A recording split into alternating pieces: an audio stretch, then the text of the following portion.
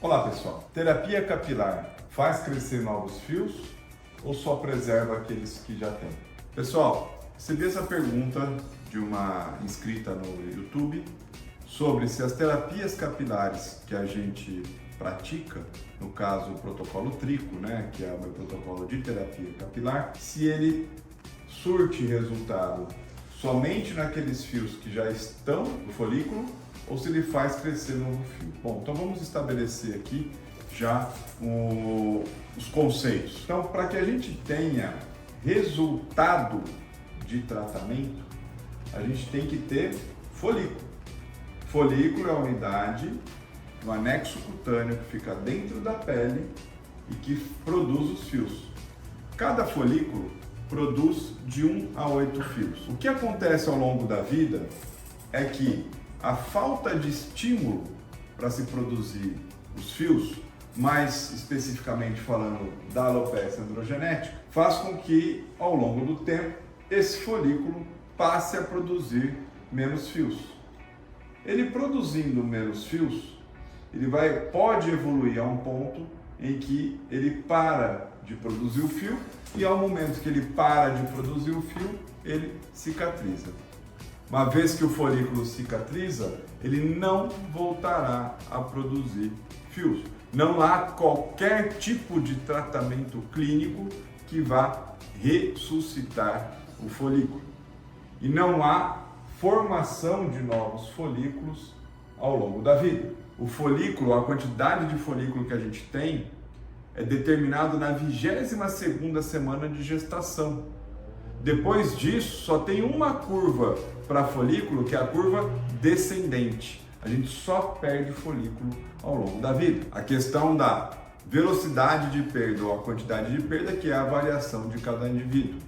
E aí tem a questão da alopecia androgenética. Andro de hormonal, genética de genética. Quando a gente fala de tratamento clínico, a gente está falando de um tratamento que vai estimular este folículo a produzir mais fios ou a produzir novos fios.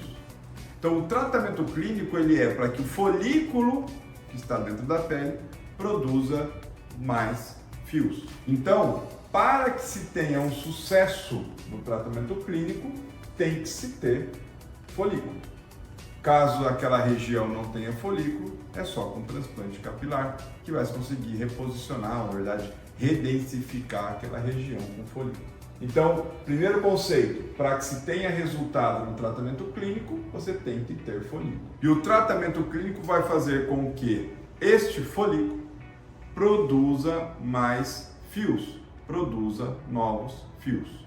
Então, respondendo à pergunta da seguidora, o tratamento clínico faz com que o folículo produza novos fios e também faz com que aqueles fios que ainda estão naquele folículo cresçam mais rapidamente e em melhor padrão de qualidade. Terapia ou transplante capilar? Qual é a melhor forma de tratamento para você? O conceito entre a prescrição, a indicação de terapia capilar ou transplante capilar vai depender da presença ou não de um anexo cutâneo, de uma estrutura na pele chamada folículo. Então, folículo é essa estrutura que fica dentro da pele e que produz os fios. Cada folículo dentro da pele é capaz de produzir de 1 a 8 fios.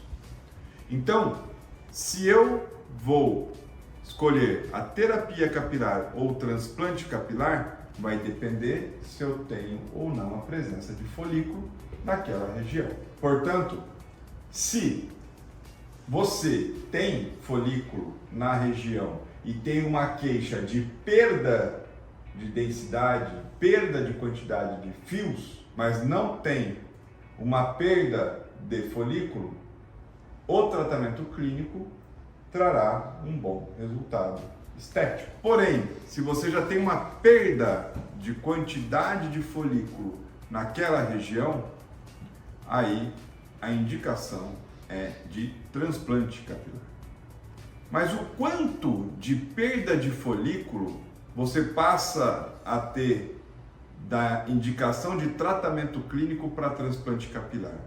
Na minha prática clínica, eu observo que quando você passa a ter uma perda mais acentuada, acima de 30% de folículo por centímetro quadrado, a indicação passa a ser mais de transplante capilar para redensificar essa região com folículo do que de terapia capilar, que daí você passa a ter melhor resultado estético. Porém, se você não tem nada de folículo, é transplante. Se você tem uma perda parcial de folículo, terapia e transplante, ou transplante e terapia. Se você não tem perda de folículo, mas é uma perda de produção de fio pelo folículo, aí a tua indicação é de terapia capilar. Uma seguidora me perguntou se quem tem alopecia fibrosante frontal, AFF, pode receber ou ser submetida a transplante capilar. Sim, pode sim, desde que essa paciente já tenha 2 anos de estabilidade do quadro. Se ela não estiver estável há 2 anos, eu não opero. Vocês podem ver no meu perfil lá do Instagram algumas fotos de antes e depois que já foram postadas de realinhamento de hairline, de reconstituição de hairline, inclusive de lateral, para paciente com alopecia fibrosante frontal. Então, a paciente ou o paciente, mais frequente obviamente a paciente, com alopecia fibrosante frontal, com 2 anos de estabilidade do quadro, eu opero. E a única maneira de reconstituir essa área de perda é realmente com transplante capilar. Ozempic faz cair cabelo? Foi uma pergunta que eu respondi de uma seguidora. Bom, Ozempic é nome comercial de uma medicação utilizada e amplamente utilizada para uma das finalidades dela é o emagrecimento. Eu não vou entrar no mérito do uso do Ozempic, porque isso é uma atribuição que não é para mim como dermatologista, mas para nutrólogos, endócrinos, que são pessoas dedicadas a essa prescrição.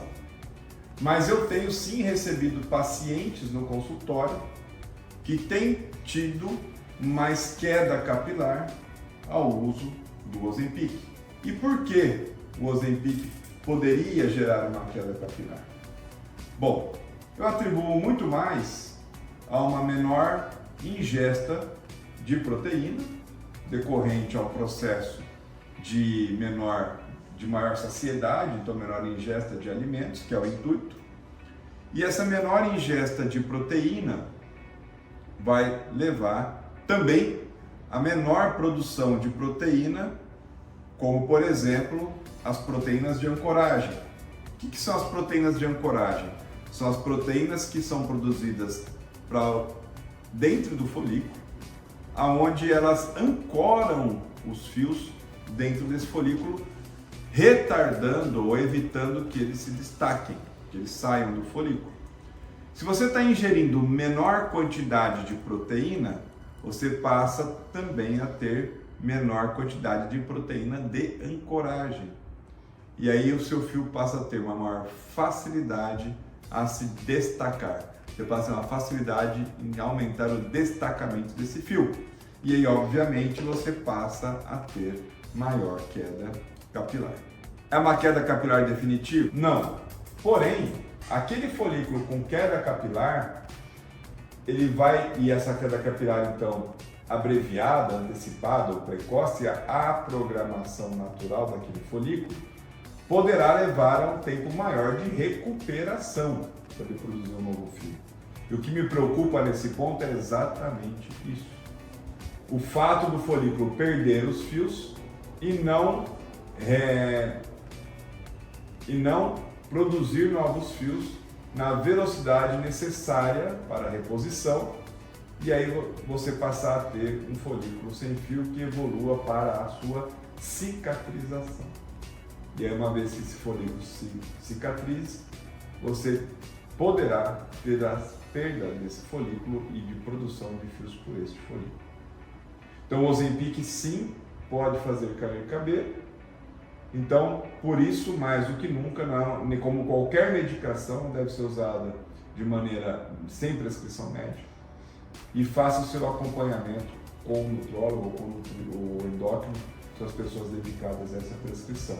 Qualquer intercorrência, fico à disposição ou procure um dermatologista, tricologista para te ajudar a estimular esse folículo de uma maneira assertiva e rápida para que ele volte a produzir novos fios. Pessoal, LED terapia, novamente voltando aí às perguntas sobre o uso do LED, do laser de baixa potência, da luz na terapia capilar. O LED é um laser, uma luz de baixa potência, aonde ele vai fazer, principalmente através do LED vermelho, uma vasodilatação local. Toda vez que a gente faz uma vasodilatação local, a gente sim pode contribuir para o tratamento capilar, porque essa vasodilatação vai permitir maior aporte de nutrientes e oxigênio para que todo aquele metabolismo que está sendo estimulado para a produção de novo fio obtenha um aporte nutricional e de oxigênio adequado. O que eu vou destacar para vocês em relação à LED terapia é que há alguns tipos de LED. Quando a gente fala de LED para terapia capilar, resumir somente ao LED vermelho é muito restrito, porque o LED vermelho ele vai promover a vasodilatação. E isso a gente consegue também com princípios ativos, tanto vioral quanto tópico. Está aí exemplo tão consagrado de minoxidil. O que eu falo que é importante é a gente associar o uso de outros LEDs, como o âmbar e o azul e o infravermelho, na terapia capilar. Mais precisamente ainda, o âmbar e o azul.